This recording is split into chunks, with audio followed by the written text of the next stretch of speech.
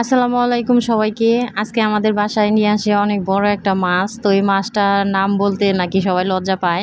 তো সবাই লজ্জা পায় দেখে আমি নিজেও লজ্জা পাচ্ছি। আসলে নামটা কি বলবো কি বলবো না। তো এই মাছটা আমার খুবই পছন্দের। ছোটোবেলায় এই মাছগুলো অনেক বেশি খাইতাম। এখন বড় হওয়াতে দেখা যায় যে যেখানে যাই সেইখানে এই মাছটাকে মানে অপমান করে, মানুষ দেখতে পারে না। এই মাছ খাইলে মানুষ বলে যে না, এটা হচ্ছে একদমই নিম্ন, মানে এই মাছটার কোনো দামই নাই, মনে হয় এরকম অবস্থা। তো আলহামদুলিল্লাহ এই মাছটা খেতে আমার খুবই ভালো লাগে। ছোটোবেলায় যেরকম ভালো লাগতো এখনও মাশাআল্লাহ এরকম ভালো লাগে। তো এই মাছটা এখন সচরাচর খেতে পারি না বা আনে না বাসায়, আর বললেও আনে না। তো হঠাৎ করে আজকে বললাম যে আজকে এই মাছটা আপনার আনতেই হবে, মানে শ্বশুরমশাইকে বললাম। তো বললো যে ঠিক আছে, কালকে তোকে যা মাছটা এনে দিবো। পরে সকালবেলা এনে আমার ডাকতেছে যে এই মাছ আনছি, তোর নে মাছ কাট। পরে মাছগুলা দেখে তো আমি মহা খুশি। মনে হচ্ছিল যে আমার আসলে খুশি হওয়ার কোনো জায়গাই নাই, কোথায় খুশি রাখি। তো মাছটা বিশাল বড় ছিল, মাছটা দেখে আমার মনটা খুব ভরে গেছে। মাছটা দিয়ে আসলে ভাত খেতে কিন্তু খুবই মজার। এই মাছটাকে মানুষ কেন জানি না এত নিম্ন পদের দেখে, সবচেয়ে নিম্ন পদের মাছ মনে হয় এই মাছটা।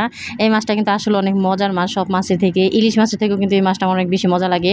তো এই মাছটা বিশেষ করে বাচ্চারা খেতে বেশি ভালোবাসে, তো বাচ্চাদের জন্য বিশেষ করে আনা হয়েছে। তার মধ্যে থেকেও হচ্ছে যে মানে আমরাও খাবো 2-1 পিস করে, তো বাচ্চাদের জন্যই মাছ। তো মাছটা আসলে একটু বড় ছিল, যে কাটার জন্য হচ্ছে বড়িতে মনে হয় দাঁড় ছিল না, কাটার জন্য একটু কষ্টই হয়েছিল। তারপরও কষ্ট করে মাছটা কেটে নিলাম। তো এই মাছটা কে কে খান না এবং খান তা আমি জানি না, বেশিরভাগ মানুষই এই মাছটা খায় না বা পছন্দ করে না।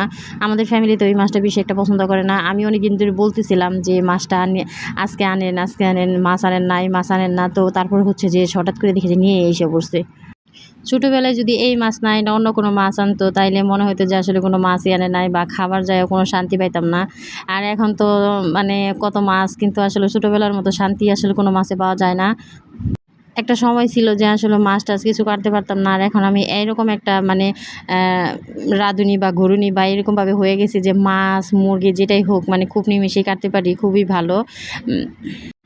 তো মাছটা দেখতে কিন্তু মাশাআল্লাহ, মাছটার চেহারা দেখে খুব ভালো লাগছে। কিছু কিছু মাছ আছে এই মাছটা অনেক পরিমাণের কালো হয়। এই মাছের নাম হচ্ছে পাঙ্গাস মাছ। তো এই মাছের নাম শুনলে অনেকের গা শিটকে উঠে, অনেকের বাসায় হচ্ছে যে আনলে তারা হচ্ছে ভাতই খেতে পারে না, গ্লাসে পানি খেতে পারে না, এরকম অবস্থা। তো এই মাছটা কিন্তু খুব মজার, যে যাই বলুক না কেন মাছটা কিন্তু খুবই মজার। আর এই মাছটা ভেজে ভুনা করলে কিন্তু খুবই মজার লাগে।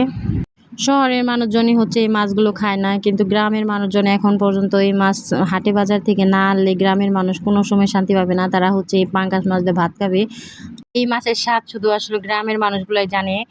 যেমন আমাদের ছোটবেলা ছিল এই মাছ দিয়েই। আর এখনকার বাচ্চাদের জন্যই হচ্ছে যে পাঙ্গাস মাছটা একটু হয়তো বা চলে, কিন্তু এখনকার বাচ্চারা মাছ তো কোনোভাবেই খেতেই চায় না। তারা মাছ একদম অপছন্দ করে, মাছ দেখলে তাদের বমি আসে, মাছের গন্ধে নাকি তাদের দম আটকে আসে। আর আমরা আমাদের সময় মাছ না দেখলে আমাদের ভালোই লাগতো না।